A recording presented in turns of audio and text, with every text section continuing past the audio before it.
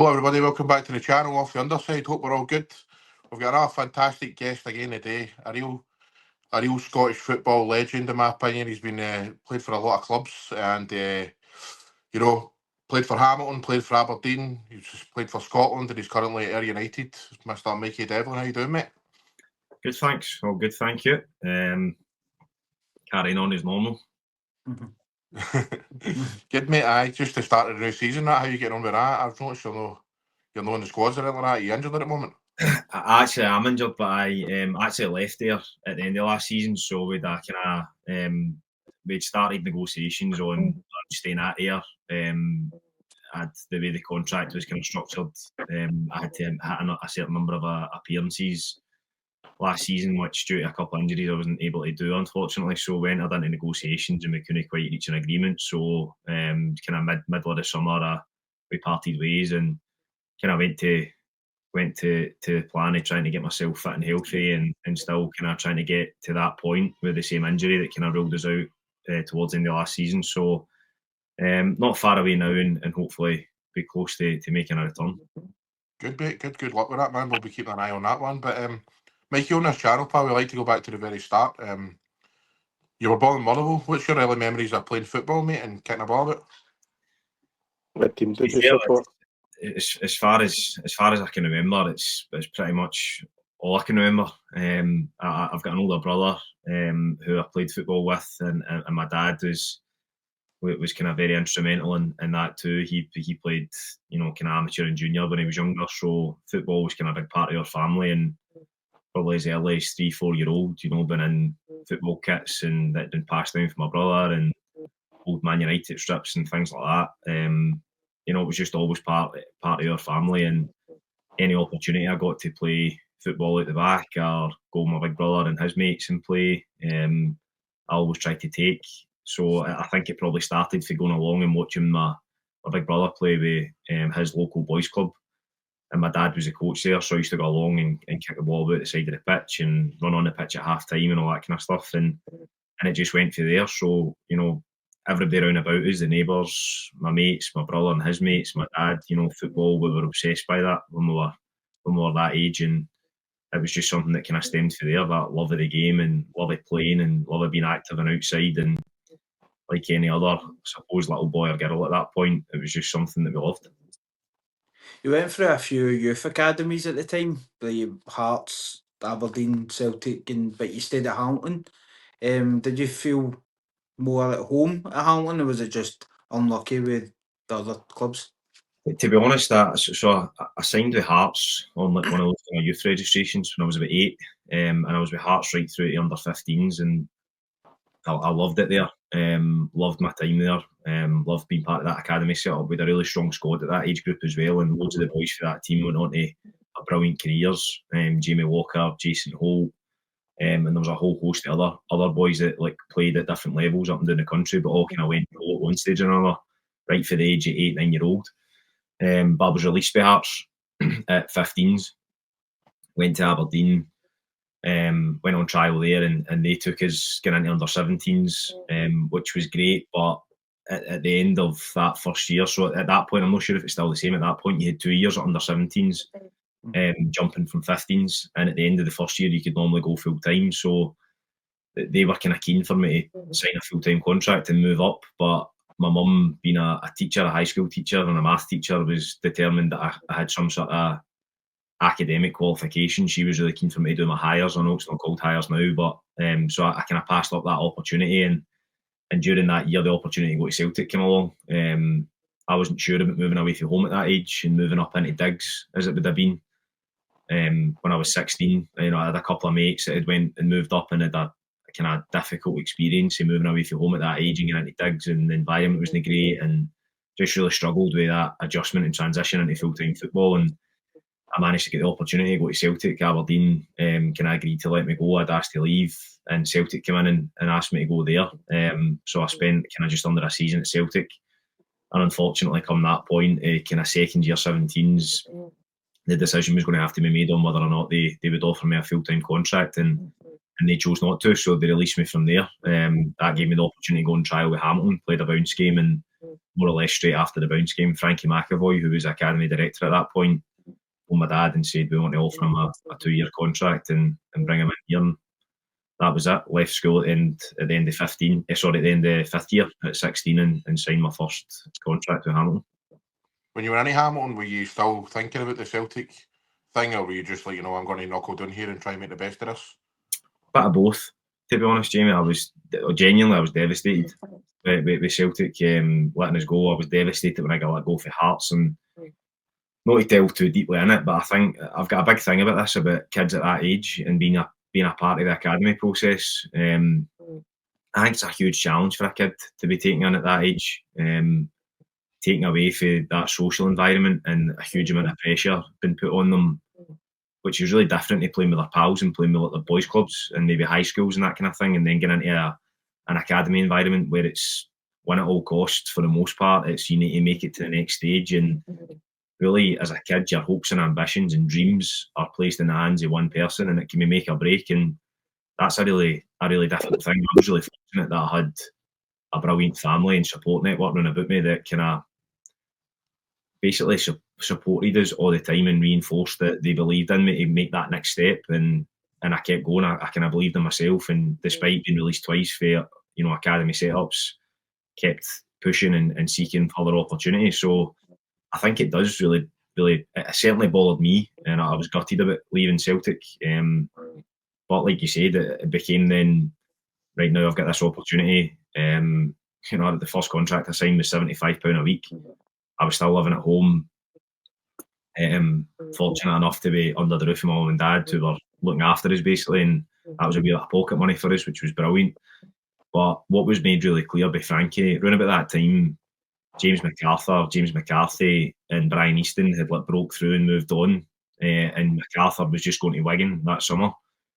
So the kind of setup was, in the pitch for Hamilton, was like your job, signing, albeit you're joining the 19s, get into that first team as quickly as you possibly can.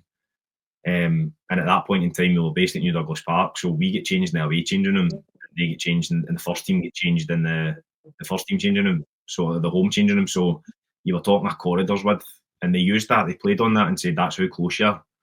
It's your job to get there as quickly as you can, and that was a huge incentive for coming, for being released at Celtic at 17s, where you were just trying to get to the 19s basically, see if you could then break into the 19s. All of a sudden you were in the 19 squad and you were a changing room away from the first team, and as a young player that was all the incentive you needed, that was all the hunger that you needed to go and make the most of that opportunity. So I loved that part of it, and you kind of felt the ambition of the young players that was there, because they knew it was within touching distance, if you know what I mean. It was so realistic, and such a brilliant chance to go and make it into a first team somewhere.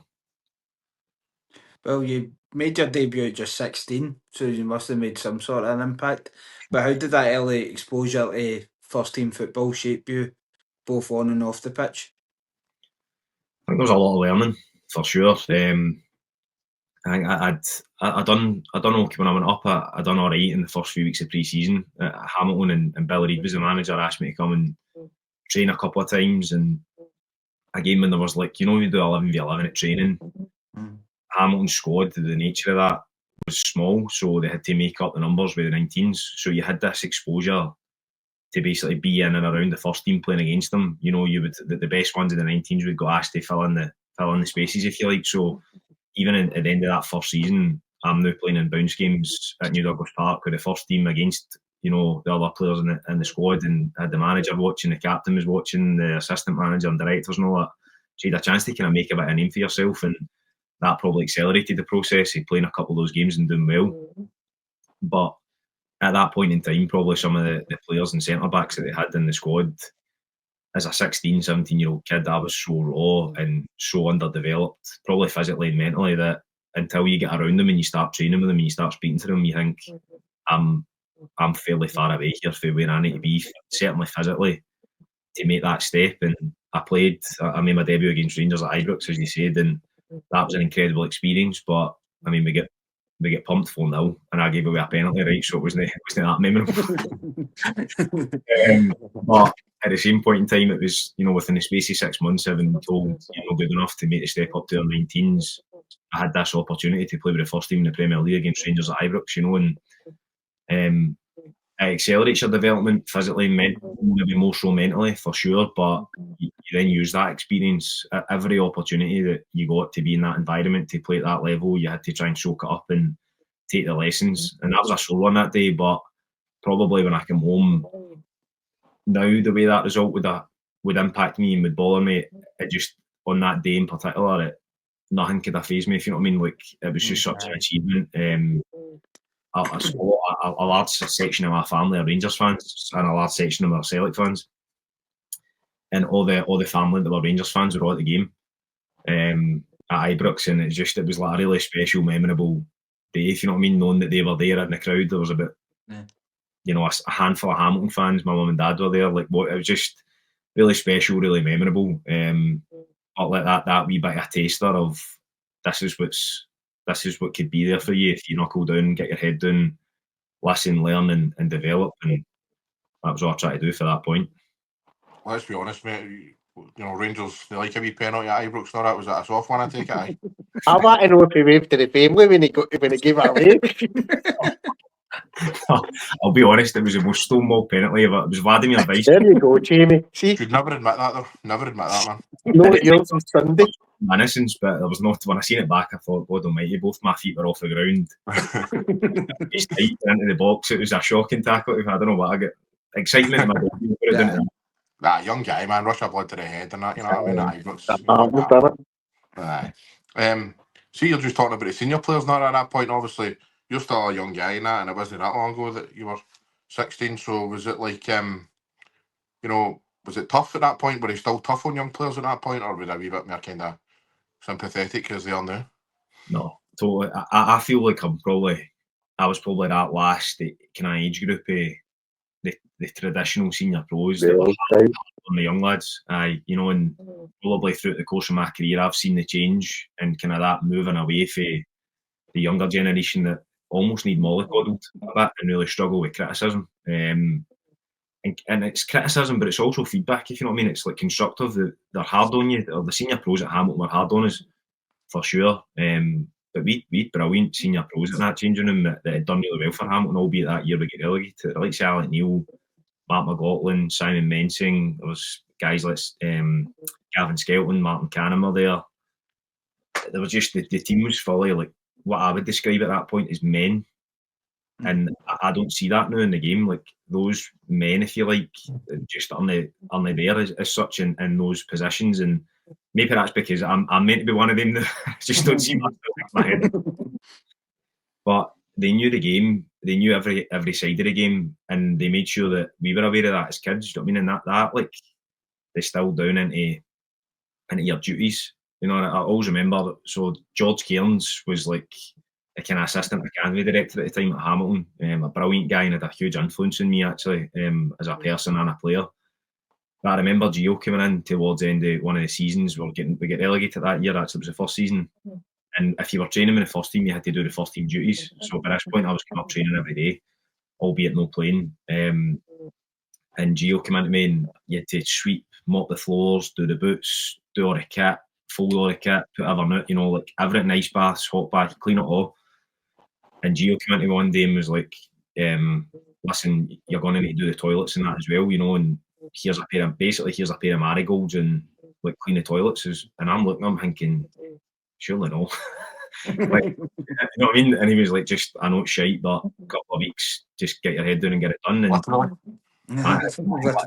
know, and the boys as well. I remember I was in charge of Doug Imrie. Doug Imrie was another senior pro that was brilliant for the young players as well, actually.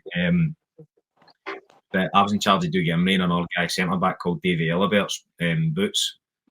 And one of the days, for whatever reason, I hadn't cleaned Davy Elibert's boots, and he called me up. One of the young boys came into the away changing room where I was still getting changed at the time and says, "Listen, Davy wants to see you." And I was thinking straight away, you know, your heart sinks because I'm thinking I'm going to have to go into the first team changing room here in front of the boys, and this isn't like a good thing.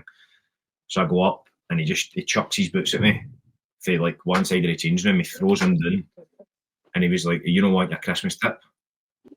And I'm like, I'm looking at these boots on the floor that are bogging, by the way, like genuinely, there's muck all. I didn't know this guy had about 6 pair of boots, right? And they only had 4 pegs. So if they weren't on the pegs, I didn't know they were his. Obviously, I didn't say that to him. I just took my medicine and came out. Sure, get your finger out your arse. You want your Christmas tip, you do your job. You know. But and at the time, I remember thinking, like, that over the top. But it was a grounding. You know what I mean? It was not that I would ever have seen myself, and I've never been like that with the younger players. But it was a kind of an education as to when you do the hard stuff and you do the graft. That's what helps you get to keeps you humble, keeps you motivated, and it makes you want to get to the first team environment, whereby now all of a sudden it's just focus on myself, focus on the football. And nowadays, like, the duties and that are, I think their days are gone. You've been able to ask 16, 17, 18-year-olds to do some of those duties. And I probably, if I was going to have my say, I don't think I would have it to that degree.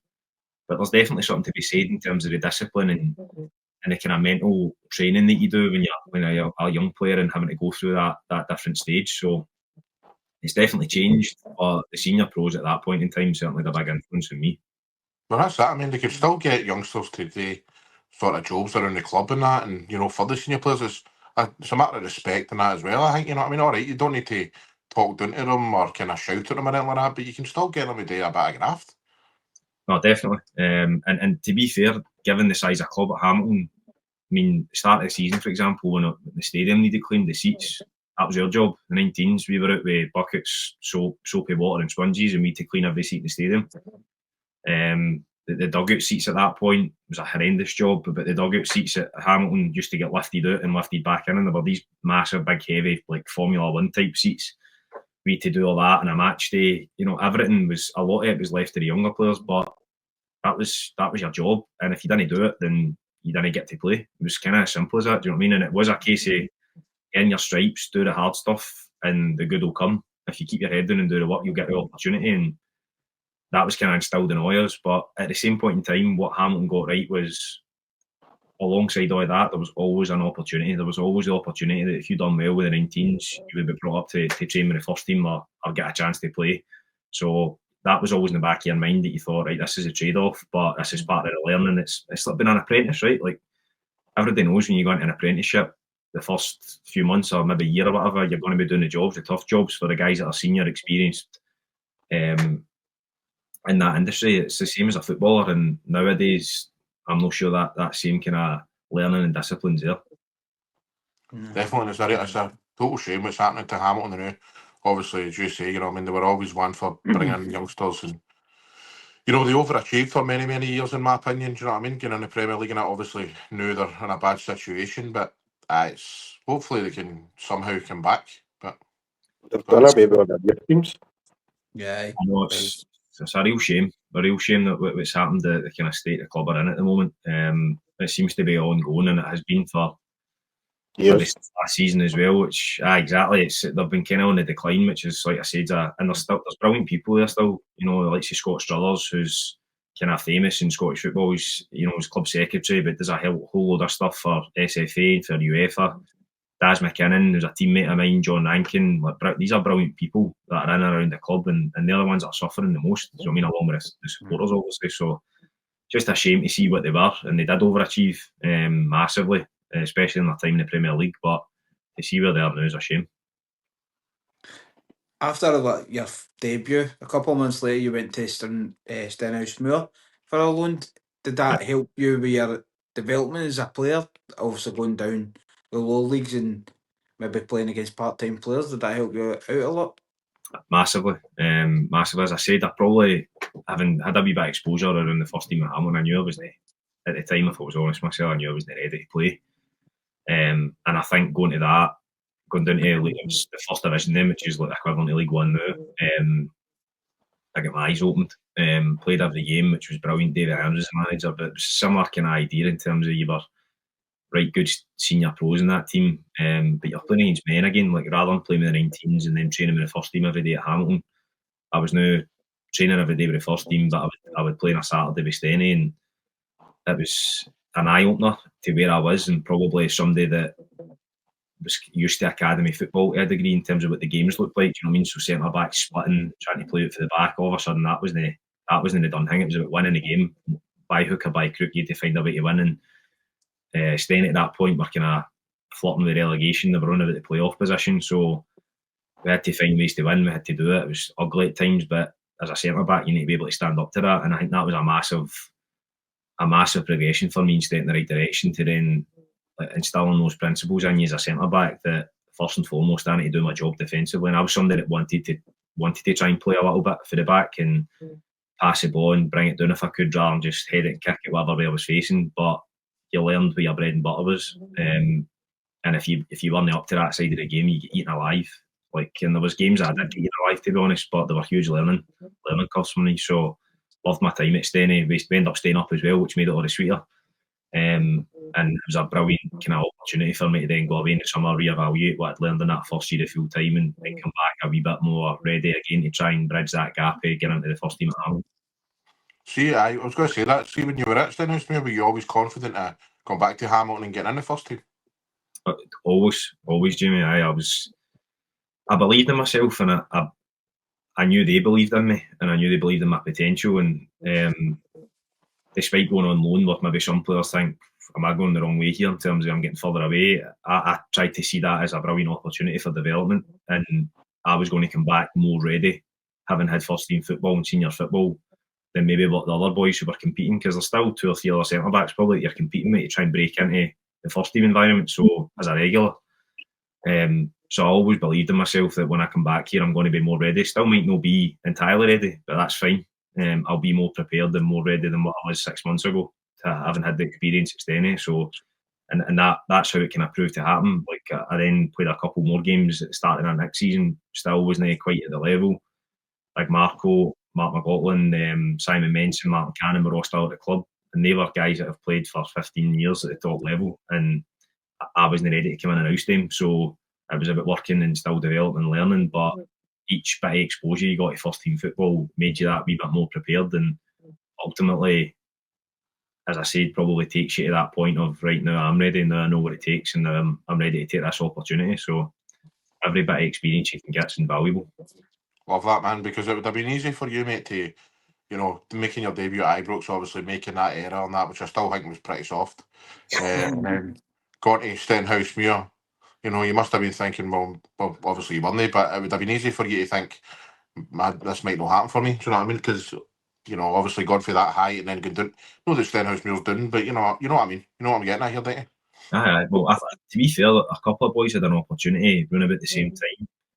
It was about the February time, how the kind of loan window. I think there used to be like an emergency loan window where clubs maybe in February, March could sign players if they were struggling.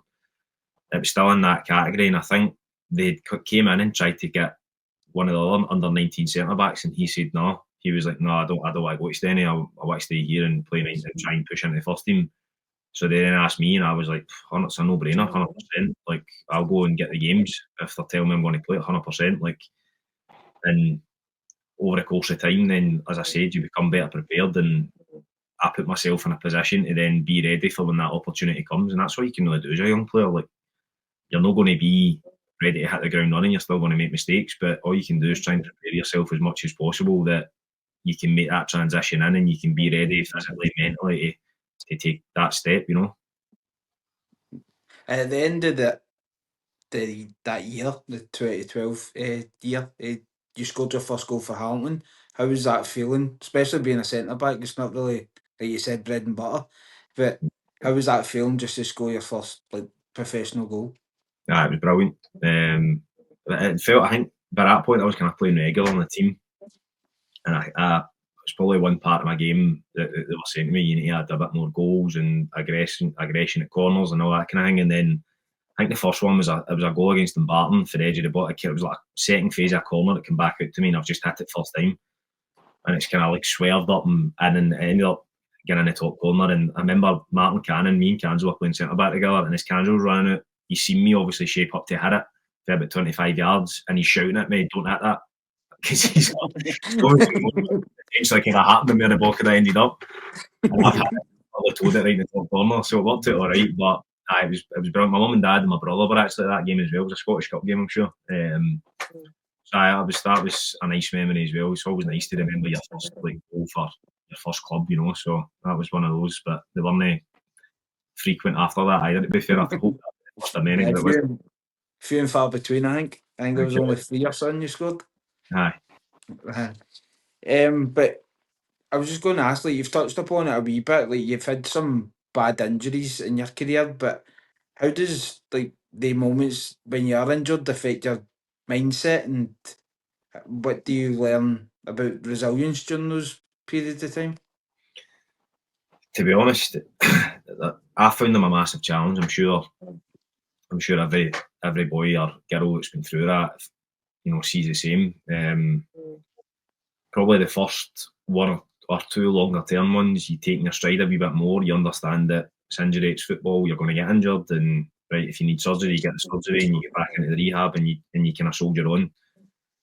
But probably that by the time that maybe the second or third or fourth had happened, I started to notice that I was struggling with it mentally. And as for what you learn about your own resilience, I don't think that's something you realise at the time. I think you realise that in the aftermath, that you think, I've came through this, and like when I look back, I think, I've got there's a bit of steeliness there to navigate it and come through it. But at the same point in time, I'm no ashamed to admit one bit that I really struggled with my mental health during some of those injuries, and felt really low, felt really isolated, struggled with depression, ended up taking medication for my mental health as well to try and support us when I was at Aberdeen.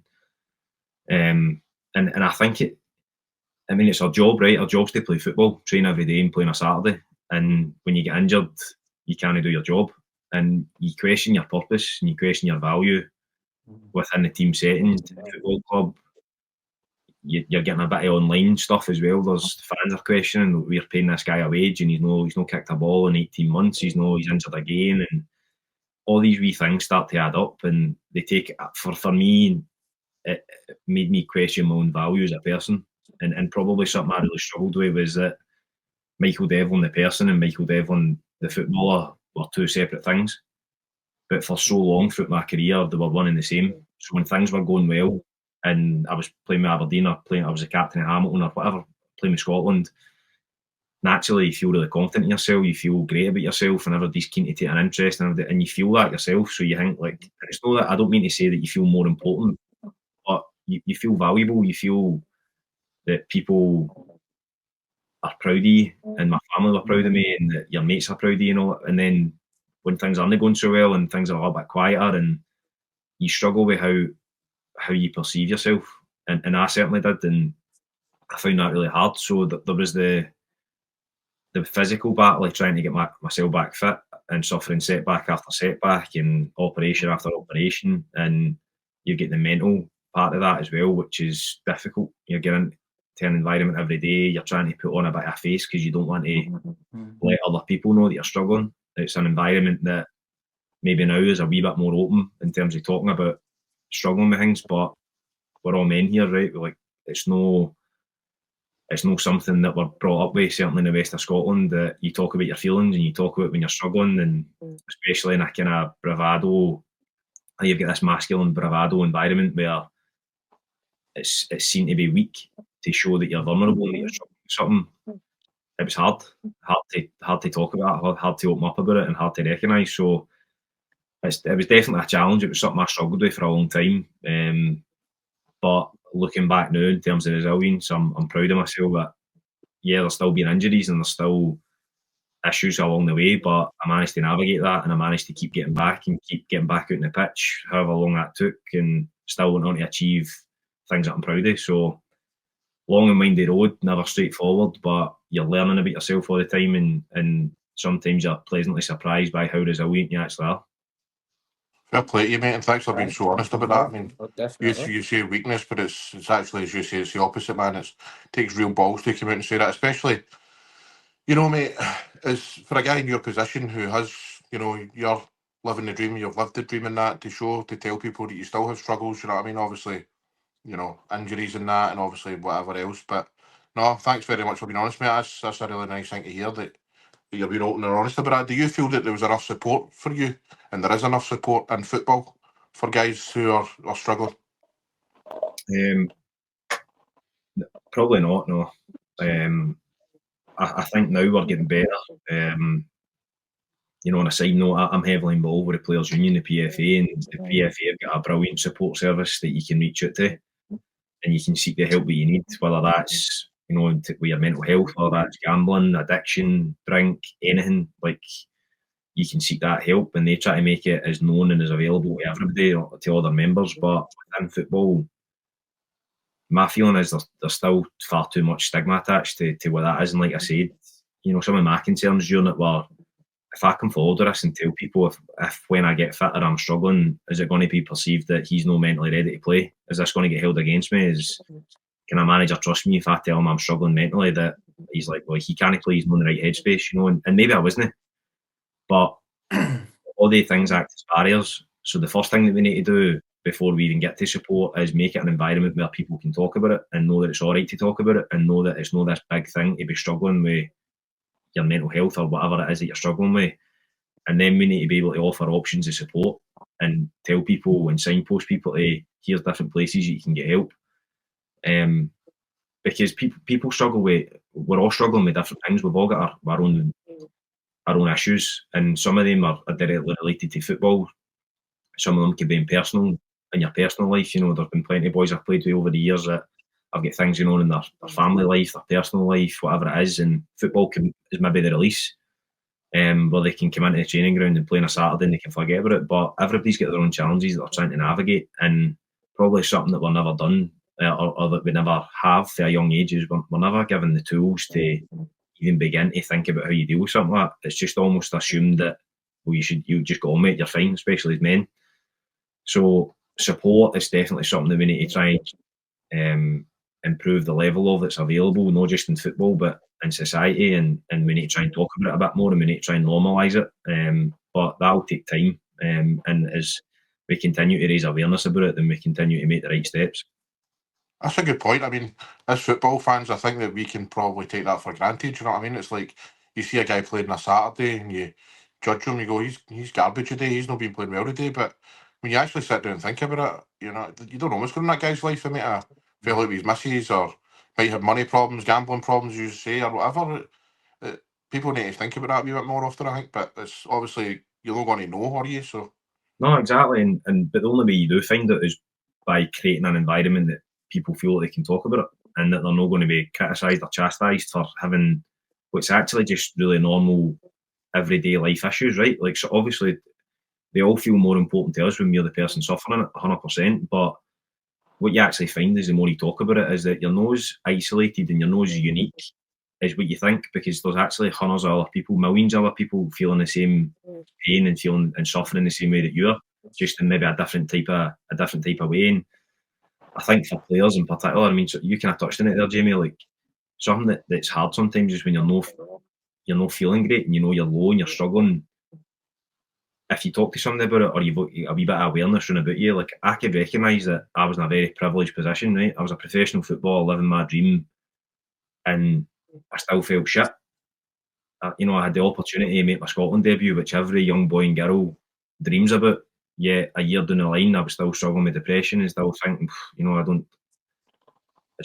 can't put my finger on it. I'm not myself, you know. And sometimes that can be really hard, because in the face of it, you think I've got all the reasons in the world, all the reasons to look around about me and think things are all right. Things could always be a lot worse, but for whatever reason, I had my reasons at the time, you know, injuries and different struggles. But sometimes that doesn't necessarily make it any better, you know. And like any person, we've all got our difficulties, and we've all got our challenges, and a lot of time we put on a mask or a bit of armour and crack on and go and do what we need to do and show up in the way we do. But that same kind of maybe mentality that fans maybe have, in terms of they just judge what they see on a Saturday, which is completely understandable. When you asked about the support that's in football, managers will do the same. Managers won't take the time to actually, they'll see a player's performance and they'll see it being subpar and not good enough, and they'll take him off, or they'll maybe take him out the team the next week, and they'll just think he's miles off it. Like, I don't know what's going on with him, his head's up his arse.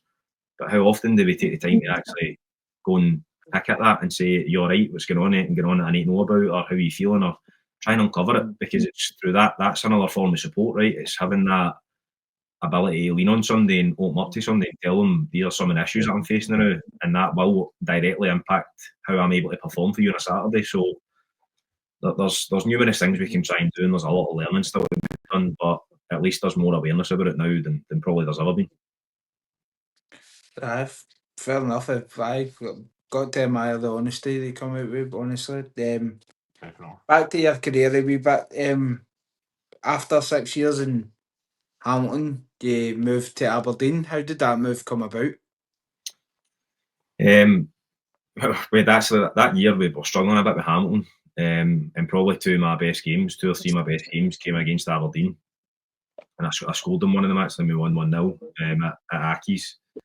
So I think Aberdeen had get in contact with my agent towards the end of that season just to say that they were interested in kind of doing the usual of the way clubs work, and would they be interested in coming to Aberdeen? Would they be keen for that move? And we kind of said, well, obviously I was delighted. That was a hell of an opportunity for me to go from Hamilton to Aberdeen, and the plan was they would make contact with the club in the summer and try and get it done. I was moving into the last year of my contract with Hamilton, and in the last game of that season, I tore my ACL a second time against Dundee. So that was part of the difficulty with that, is I thought, right, now this move to Aberdeen's not going to happen. And I started my rehab at that point, and fortunately for me, Derek McInnes was the manager at the time, and he came back in for us in January and said, look, I'm going to take you now. I'm going to try and get a deal done with Hamilton, take you up here, we'll finish your rehab and get you fit and healthy and get you back in the pitch, and that's what he done. He was a man of his word, and he stuck to that, and forever grateful that he gave us that opportunity. He still had faith in me despite having just done my ACL for a second time, my knee, and facing another 6-7 months out injured when he signed us. He gave us a 3.5-year contract and believed in me. So when it all happened, I couldn't believe my luck. When he phoned us, eventually Hamilton gave me permission to speak to them. Spoke to Dale on the phone, and I walked to Aberdeen at that point with one knee to get what I went to. It was a hell of an opportunity for us, and couldn't wait to get signed and started. How did you find that transition to Aberdeen, mate? Obviously, as we spoke about, Hamilton, you're overachieving there, and you go to Aberdeen where obviously there's a lot more expectation. How did you get on there? Loved it. Loved the change in expectation. I remember speaking to Dale on the phone, and he said, look, this club demands that you win. And I knew Aberdeen actually was a bigger club than Hamilton, but I probably didn't realise how big a club it actually is until you're there and you're playing for them and you're in the city. And as soon as I got fit and healthy and started playing, which was kind of the summer, I think, in January, and then started playing in the summer in the pre-season, and I loved the challenge of having to win like every single week at Hamilton. Not saying it was accepted, but it was understood that you were going to maybe win one, lose 2 or 3, draw a couple, maybe win another one. Like that was going to be that part of the results. Whereas at Aberdeen, that wasn't good enough. It was nowhere near good enough. In fact, even when you played Celtic and Rangers, there was still an expectation that you competed and that you had to try and win the game. And anything other than a win against everybody else was just not good enough. And I loved that. Dale was an out-and-out winner. Every single game meant the world. Every game was the end of the world if we didn't win. And he put that expectation and pressure on us as players to do that. And that was the reason he had success at Aberdeen, because that demand was there every single day and every week. And I think as a player, you want to try and be successful and you want to try and win. That expectation and mentality needs to come from above you. It needs to come from within, but you need to feel that from above you as well, that everybody's in alignment and everybody's going for the same thing here. And Dale was that, down to a T, that he made the demands of every single player every day. And I loved that part of being at Aberdeen, that nothing but a win wasn't good enough. How is Derek McInnes as a manager, like every day? Was he more on the pitch, or was he letting other people do all the coaching side of it, and he was just picked the team on the Saturday type of deal? No, Dale was hands-on, very hands-on. Dale was in the training pitch every single day. Tony Docherty as well, he's his assistant. But the two of them were a brilliant combination. The two of them dovetailed really, really well together. Doc was maybe a bit more jokey and in about the boys, whereas Dale had a presence and an aura about him. That he walked into a room and you knew the gaffer had walked in. Just one of the guys, when you met him, he had that kind of presence, which was probably really important. But he'd built that himself to a degree. So in terms of what he'd done, he was probably a bit of both. In terms of, he was a bit old school in the way he wanted to do things. Dale was a manager in all senses. Dale wanted to do things the way he wanted to do it. The modern day kind of template of how a club runs, where you've got chief executive, director of football, sport director, and then you get the head coach almost like, and the head coach is probably a replaceable component within that, where if everything else, every other part of the structure's in place and the coach isn't working and the team's not performing, they replace that and everything stays the same. Dale had complete control up at Aberdeen, but he'd earned that respect because he's record and earned that kind of power, if you like. But it didn't mean that everybody knew where you stood because Dale was the manager of the football club. He ran it. He had a brilliant relationship with Stuart Milne, who was the owner at the time, owner and chairman. So the club worked really, really well. Dale was brilliant in that sense. He was on the pitch. He was hands-on. He had a good relationship with all the players. And he made you feel, I remember him saying that he wants his players to feel like the most important people at the club. Wants them to feel like superstars, and he made sure that everybody felt that way. And it's a brilliant club to be at and play for. Right. You made your debut against Burnley as well. How was that experience playing European football for the first time? That was amazing. That was the first competitive game obviously I played for Aberdeen, so I was nervous because I've come up there, been there for 6 months, no kicked a ball with injury and eventually back fit, so you want to make a good impression. I think it was a sellout at Pittodrie as well, so we went toe-to-toe with him, to be fair, over the two legs, took them extra time in the second leg. Brilliant experience, European football. Burnley just finished sixth in the Premier League the year prior to that under Sean Dyche, so it was an incredible experience, and the team done really, really well, and we weren't far away at all, you know, and we really kind of died a death a wee bit in the second leg once we went extra time. Lewis Ferguson scored an overhead kick, which that'll live in memory as well. I mean, Aberdeen took thousands of fans down to that game. My dad and some of my family went down as well. Atmosphere was unbelievable, and we gave as good as we got. We just kind of ran out of steam towards the end of the game, unfortunately, but it was a brilliant experience, and when your first taste of competitive football for a new club, one you'll always remember. Obviously, mate, you at your time at Aberdeen, you made your Scotland debut as well. Was that like getting that phone call? Bizarre. My mum and dad were actually moving house at the time, and the first call up was I was in the middle of moving boxes at my mum and dad's new house, and I get the call for the member of staff saying, "Listen, you've been called up. You need to report to." I think it was Mar Hall they were staying at the time, at the hotel wherever they were based, and I was like, "Listen, I want to help you move in the house, but I need to go and join up there." So all the best, basically. But no, it was incredible. I think I've said this before. As I said, probably as a kid, we all dream in some capacity of playing for Scotland, but I'm not sure I ever really believed that I was ever going to be good enough to get to that point. So it's a dream, that's all it is. I never ever felt a reality, and it was McInnes said to me when I signed, he was like, "Look, playing with Aberdeen, playing in important games, playing in cup finals, semi-finals, that's the experience you need to break into the national squad, and if you come here and do that, you'll have a chance." And we started that season well, and the call-up came to, and I kind of stayed in the squad for a while before I made my debut, and was part of Steve Clarke's first squad when he got the job. And then finding out that I was going to play, which was Russia away from home, this massive game was just. Do you know what I mean? I remember phoning my dad saying, like, Steve Clarke had named the squad, or named the team the day before. I remember phoning my dad saying, "I'm playing tomorrow," and he was like, "Right, okay." I think he was more nervous than I was. Do you know what I mean? Like, it was just a kind of surreal couple of days of flying over there, playing the game, and coming back. And the game itself, similar to my debut with Hamilton, obviously we get beat 4-0. And the national team wasn't in a good place at that time, to be honest. Like, Steve Clarke was under a bit of pressure, wasn't going that well. We get beat 4-0 off Russia, and it wasn't a good performance, naturally. But I remember after the game thinking, I've done something that nobody will ever be able to take away from me, and I was so proud of myself and so proud for my family that I'd been able to represent my country and in that game. So fortunately, another couple of caps came after that, but that first one, I think will just always be something that remains really special for myself and my family. Was that like a wee bit like going through Hamilton and Aberdeen where you loved the pressure? Obviously, making a debut for your country and playing for your country, that's another kind of level. Did you thrive on that as well?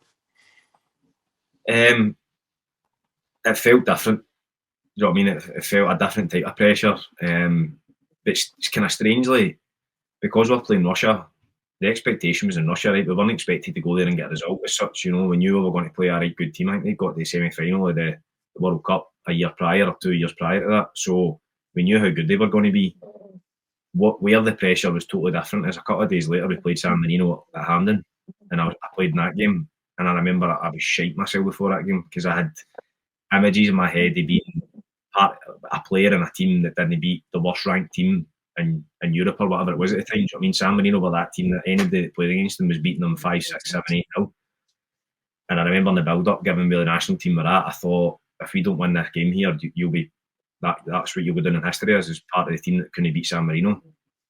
And that was probably a worse feeling. That felt like real pressure. And John McGinn scored a hat-trick that night, but he scored after 10 minutes or something. And I remember running up to celebrate, just feeling total relief that we'd scored that first goal, and that we could hopefully for now it should be pretty straightforward. But the pressure in international football just feels totally different. You know, you still thrive on it and you still love it because you're playing against the best of the best, but you're aware of the magnitude of what you're doing. Certainly the first couple of games, maybe that wears off after 15, 20 caps, I'm not sure, but the first couple of games certainly you're aware of what you're doing. How did you find... Sorry, Corey. How did you find Steve Clarke as a manager, mate? Because obviously he's still there. A lot of people like him, a lot of people don't. But how did you find him as your manager? I loved him. Loved him.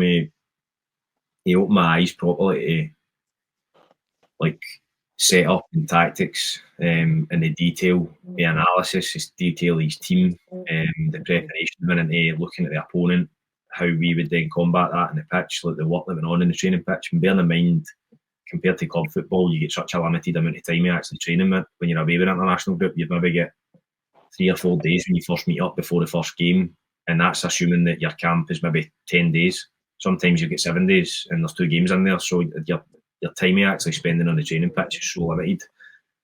But he's very, very articulate, very concise in getting his point across, done all his own analysis. That might be different now, but he done all his own clips and went through it all. And he was brilliant. There was no detail left out, and meticulous in the way that he set up his team defensively. And over time, I think we've seen that. You know, he kind of found that 3 at the back system, which really worked for Scotland, and that was like the kind of foundation that he built from. And I learned a huge amount for Steve Clarke, and the way that he coached his team and the way he set his team up, certainly defensively, was second to none in my experience. After Aberdeen, you ended up going to Fleetwood. Was that just due to your injuries? Were you just there just to kind of regain your match fitness a wee bit?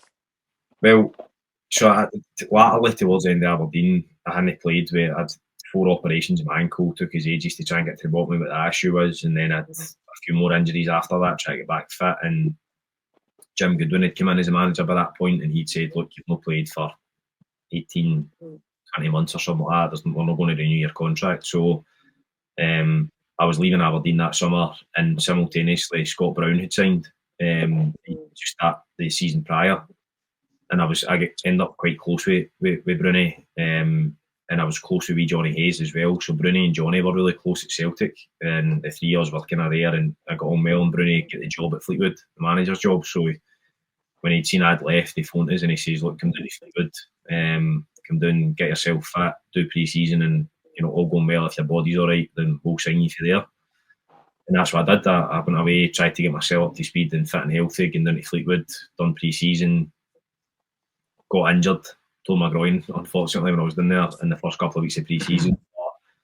They kept us there and got us fit, gave us treatment and all that kind of thing, and then ended up signing a short-term contract under Bruni as a manager. This is me saying this, mate. No, I'm not putting words in your mouth, but a few years ago, man, I was in Blackpool, and we took a tram down into Fleetwood. It's not the nicest place in the world, mate, is it? Again, I'm not putting words in your mouth. I'm just saying that it's a wee bit of a dive, Fleetwood. Do you know that It's a nice beach, though.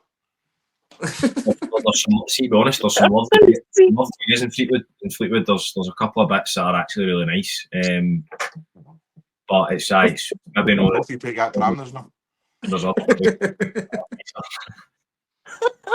no Fleetwood fans coming on this there, Jamie. I'm sure there's lovely people, man, but it's a bit more than Fleetwood. I was just going to ask, how was Bruni different compared to a player to a manager? Was he still intense, as I would imagine he would be, or was he a wee bit more arm round the shoulder and talking away to you or stuff? It, he was brilliant with me. See, on a personal level, like he did do that. He had that capacity. He knew probably what I needed, and he knew how my head was at times. And he'd seen that at Aberdeen. Obviously, the year he was there, I wasn't fit at all. I never played. But he seen that I was trying, and he seen I was doing everything I could. So I think he knew that he maybe needed to calm me down a wee bit at times when I was starting to get anxious about my injuries and whatever else. But he was ruthless. He was similar to Dale, but probably on another level to Dale. Just win at all costs. As a player, you seen a different side of him because in and around the changing room, he was like a kid. Do you know what I mean? He was into everything. He was full of banter, winding people up all the time. Like, just brilliant to be around the place. Like, proper infectious, proper leader. But then he would go on the training pitch, and no joke, it was like a switch. He just see that vision you've got to Bruni in the tunnel before a game. That's what happened. At the minute he set foot on a pitch, he was like that. He trained at the same intensity he played at. He played like that even for Aberdeen. Like, and then he had that same aura about him as a coach, as a manager. So on the training pitch, he still had huge standards, massive standards for everybody. He wanted to win. He had his idea of how he wanted to do things, and he was going to do anything he possibly could to make sure that's what happened. So his training was brilliant. I think a lot of his ideas and philosophy came from Brendan Rodgers and working under him, but he'd taken bits for all his favourite managers. You know, good relationship with Lennon, good relationship with Gordon Strachan, and he took bits for them all. But again, another brilliant person to work under and learn from. I loved, despite Fleetwood not going that well for me personally in terms of playing, still loved my time under Bruni, and then get the chance to work under him again at Ayr. Well, 75% of this podcast love Bruni, don't we, Corey? The other 25% we just don't listen to him. I'm the 25.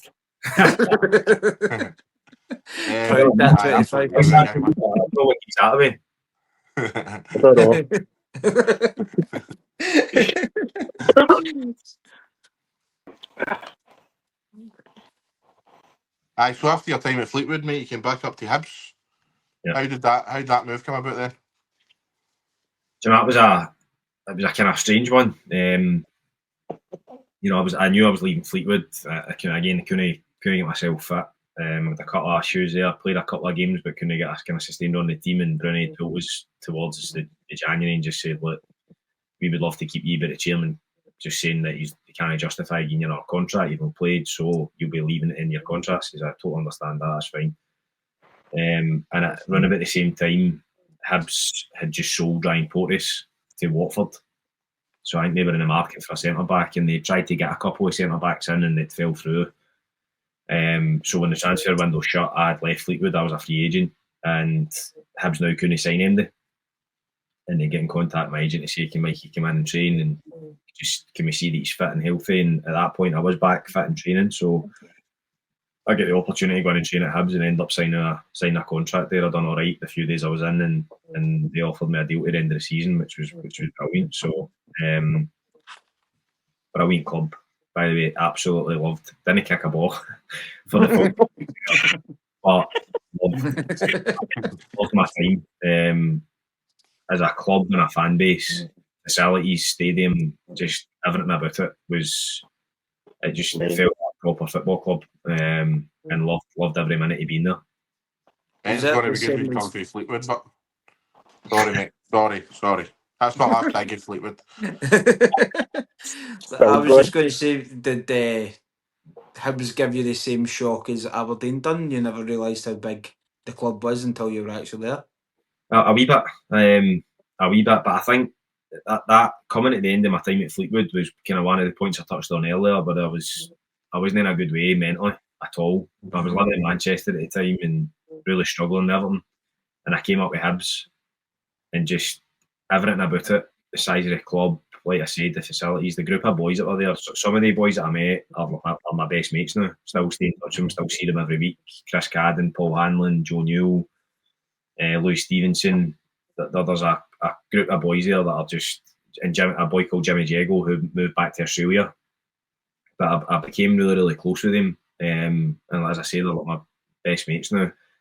But everything about it made me fall in love with football again. You know, everything that as people that love football when you're a kid, what you dream about, Hibs was that environment.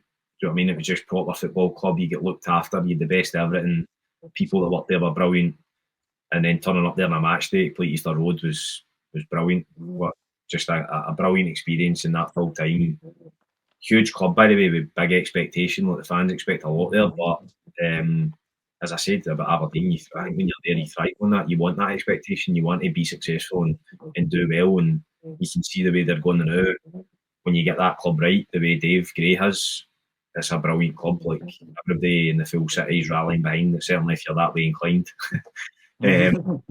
everybody's rallying behind it, and the place is buzzing. So it's a brilliant club. They're looking good, aren't they, mate? What do you make of the boy Bowie up front? He's looking good, aren't he? He looks unbelievable. I went to a couple of European games at the start of the season, actually, and he was unplayable. It just as a centre forward that plays up front on his own a lot of the time, he's got everything. Running power, runs in behind. He can bully centre backs. He's good in the air. He can finish, and he's 21. If he can't be asked, they'll just hit it for 35. That's like, it's funny. I was saying that to Cads. I was speaking to Chris Cadden after the game, and see, probably as a football fan, how many times have you seen somebody hit a shot for 35 yards and it goes anywhere but where that went, and you think to yourself, that's a stupid decision. Why would you even take that shot on? That was a stupid decision to take that. Like he probably shouldn't have hit that, but he hits it and it goes in the top corner, and it's like it's just incredible. But that's the way things are going from now, and I think over time you probably see that's going to be Scotland's centre forward for years to come. I think if he continues to kick on, I mean, I'm sure both Celtic and Rangers would be desperate for him now. But there'll be options for him if he keeps playing the way he's playing. The sky's the limit for him, man. It's funny you say that because I was thinking that earlier on, when you were talking about your first goal for Hamilton and Martin Cannon shouting "Don't shoot" and all that. I mean, that's the ones that do go on the top bar, isn't it? You know what I mean? The ones that you just shouldn't be doing. No, 100%. Even I don't know if you've seen the young lad that scored for Kelly a few weeks ago. It was an absolute wonder goal and unbelievable for a kid. But he's like backtracking, kind of hopping 1 foot, and then hits it. And I'm thinking, probably if you weigh up the pros and cons of that decision, the right thing to do would have been to take a touch and try and play it wide and put another cross in the box or something. But it's that decision of I'm just going to hit this, and then having the technique to obviously control it. But 9 times out of 10 they don't go in. But sometimes the ones that you do hit. That was against Hibs, wasn't it? That was funnily enough, it was against Hibs. That was the Saturday, Sunday, and then Bowie done that in the Thursday. That's right. That happened on the Sunday. I know. So Bowie must have looked at that and thought, I'm trying that.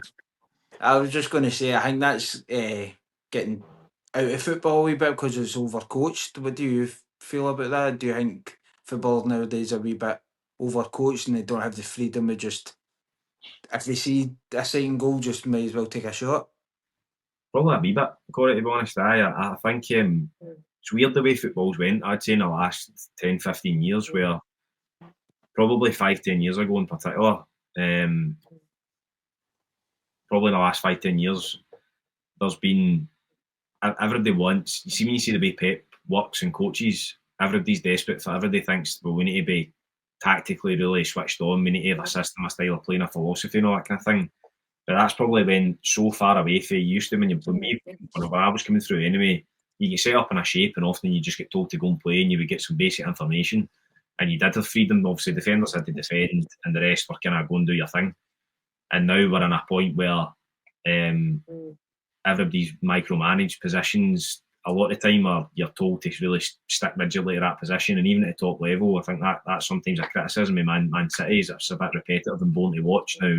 It's harsh to call what they do boring, but you can see what people are saying. Do you know what I mean? As a football fan, that Hibs Dundee United game the other day was brilliant. I don't know if anybody's seen it. It was unbelievable. It was like a basketball game, and it's rare to see that. You don't see many games, certainly in Scotland, that are played that way. So probably there is a wee bit of overcoaching, but it's probably finding the balance, because I still think you need structure and you need ideas about how you're trying to play and what you're trying to do, but you still want especially the exciting players, attacking players in the team, you want them to have that bit of license to go and create and try things and make things happen for your team. We were talking about that game during the week in the podcast, mate. It was a good game in that, but do you know, I think the defending was pretty brutal.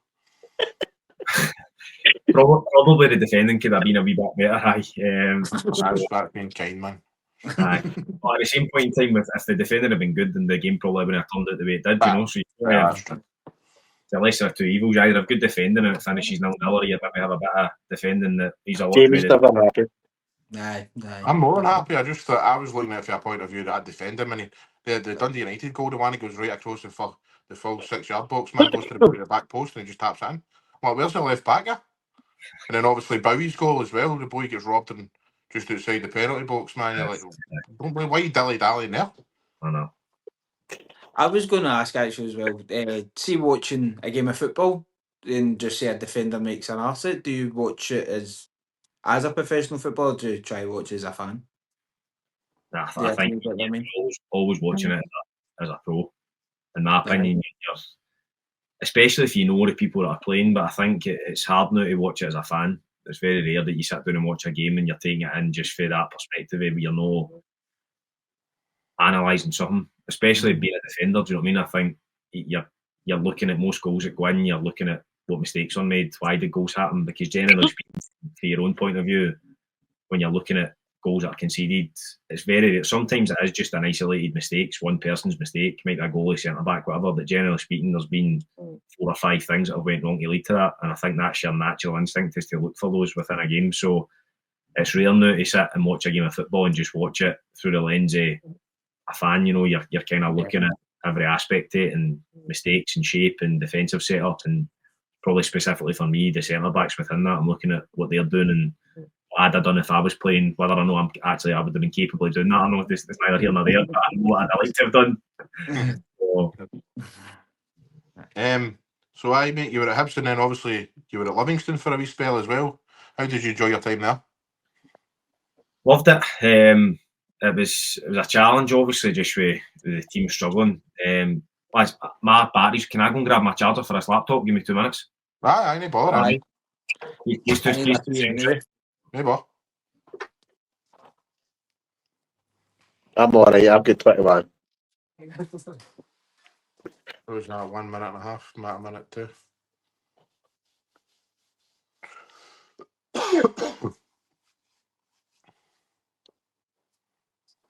Where's me picture, mate? Aye, are we terrified again?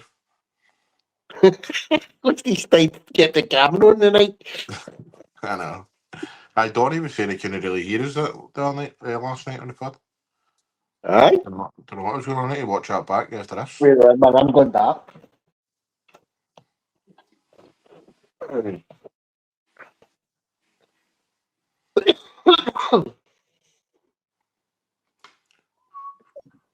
Sorry about that. No worries, mate. No worries. Just be about 5-10 minutes more anyway. Mate, we'll get a couple of more questions. No problem.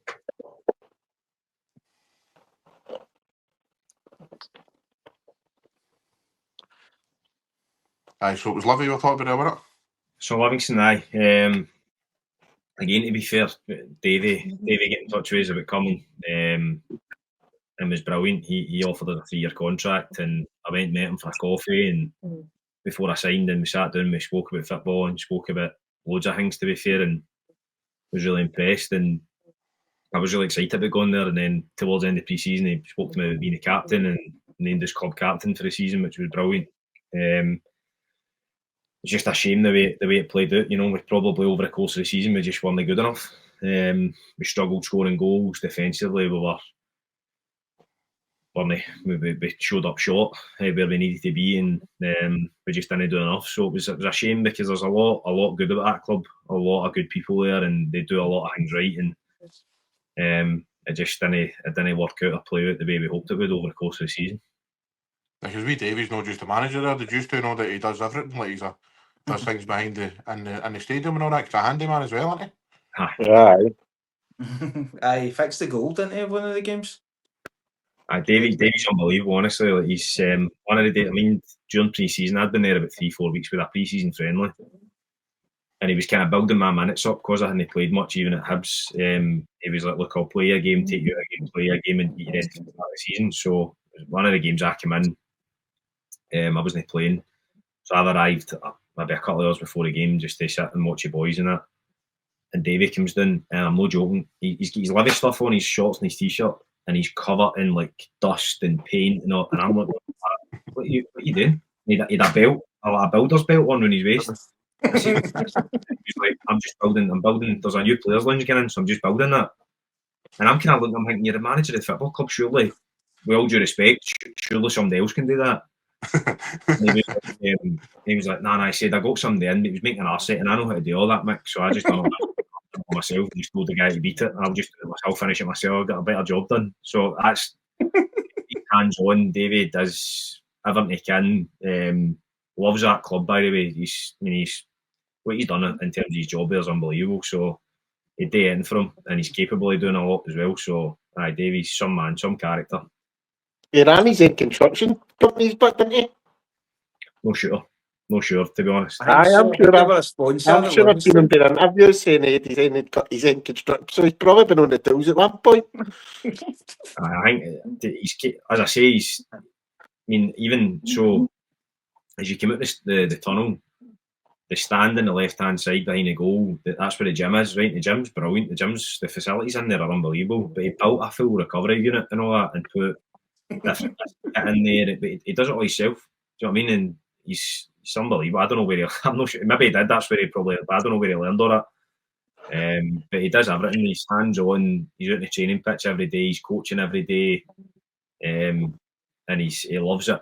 Absolutely obsessed with being a manager, obsessed with being a coach, and you probably need to be like that as a manager to be successful. Do you think he'll ever go into a bigger club, or do you think he's just, I'm happy at Livingston as long as they want me? Don't know. I thought about that. I'm sure the opportunity will come, and I'm pretty sure he kind of mentioned that there's maybe been chances for him. I know I spoke to him in the past, which would never surprise me. And he'd love finishing in the top six whenever. Relative to the size of the club and that, it's scandalous to think that Livy finishing in the top, similar to Hamilton, like the size of the club at Hamilton are and doing as well as they did. And David done that consistently for years in the Premier League. So I'm sure if that opportunity came, he's ambitious and he wants to do the best he can for himself and his family. I'm sure he would want that opportunity, but I think, like I said, he loves the club. He's been there, he's built them up for where they were. So I'm sure if that didn't come, he's happy there, but Kennedy's ambitious. He wants to do the best he can. So if I'm sure he keeps doing the job that he's doing, then the opportunity will come, and it's whether or not it's worth it for him to walk away from it. Fair enough. Brilliant, mate. It's been a brilliant interview, mate. Just got a couple more questions for you. We like to do this at the end of the podcast, mate. If you played with a lot of really, really good players, if you could be the coach and pick 5 players for your 5-a-side team, who are you picking? Joe Lewis in goals. I'd go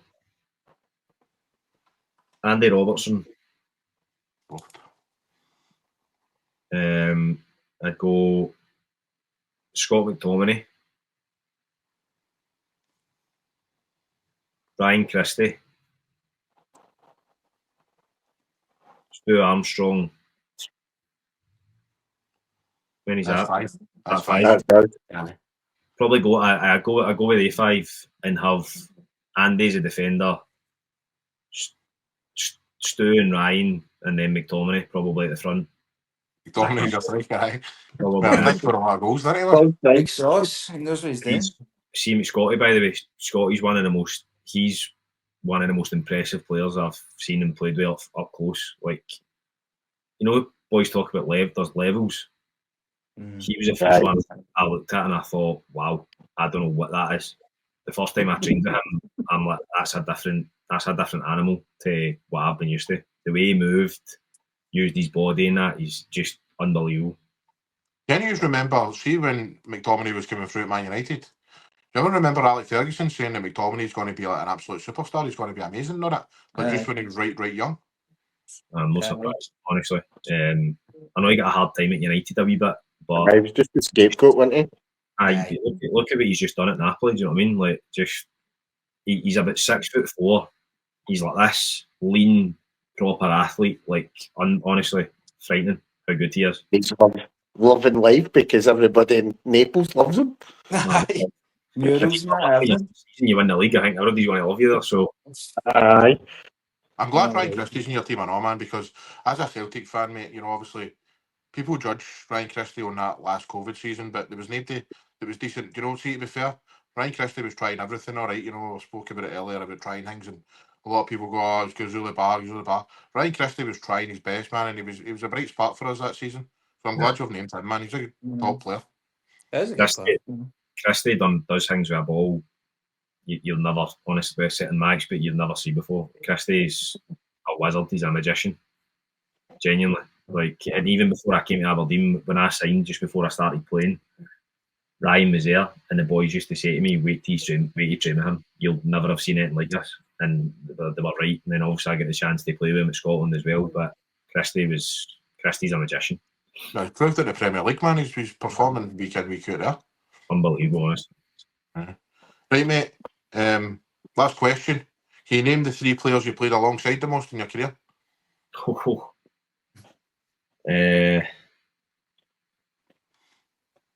Jesus. Yeah, match. Daz McKinnon might be one of them. Do you know the answer? Yep, he's third, mate. Aye, he's third. Daz McKinnon. 113 times with him, mate. Ziggy Gordon. Ziggy Gordon's 4th, 94.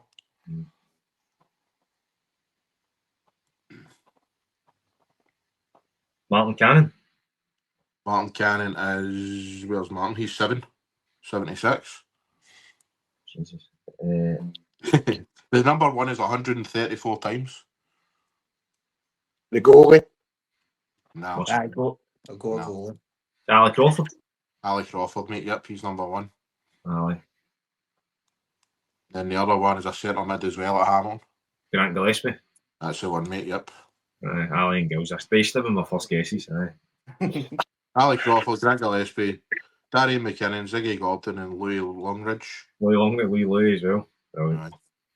Right, mate. Thanks very much, man. I've really appreciated your time.